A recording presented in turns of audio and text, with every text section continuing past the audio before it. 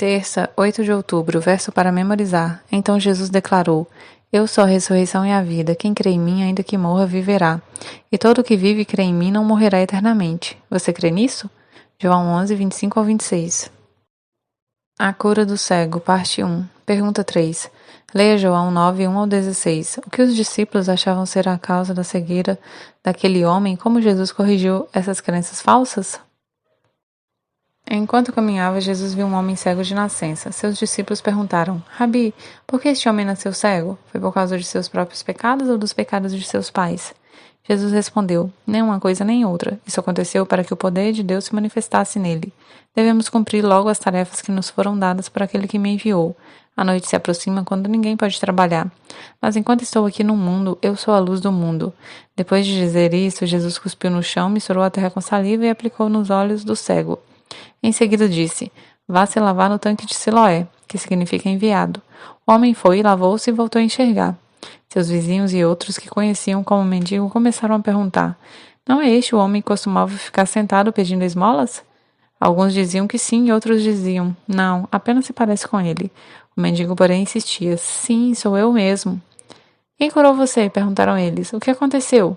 Ele respondeu: O homem chamado Jesus misturou terra com saliva, colocou-a em meus olhos e disse: Vá se lavar no tanque de Siloé. Eu fui e me lavei, agora posso ver. Onde está esse homem? Perguntaram. Não sei, respondeu ele.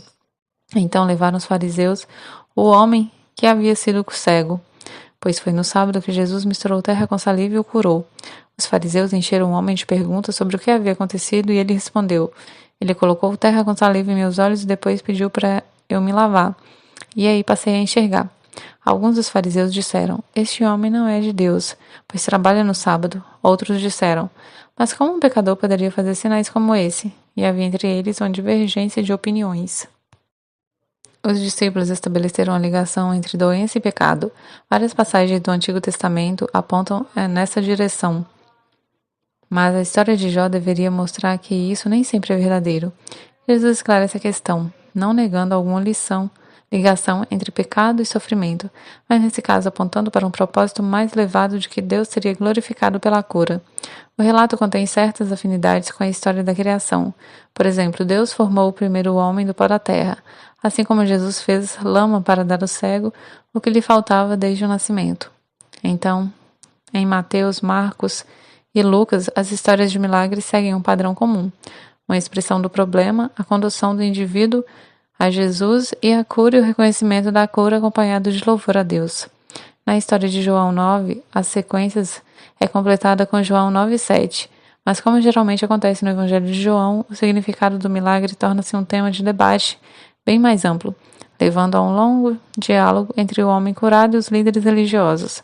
Essa discussão gira em torno de dois pares de conceitos que estão relacionados e contrastados: pecado, obras de Deus e cegueira, visão.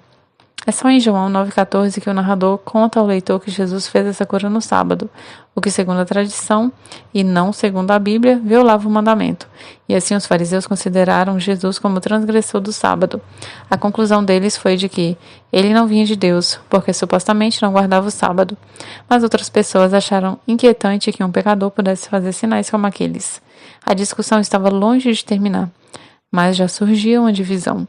O cego ficava cada vez mais conciso de quem é Jesus, mas os líderes religiosos cada vez mais confusos e cegos quanto à sua verdadeira identidade. Será que às vezes ficamos tão cegos pelas nossas próprias crenças e tradições que podemos ignorar verdades importantes que estão diante de nossos olhos?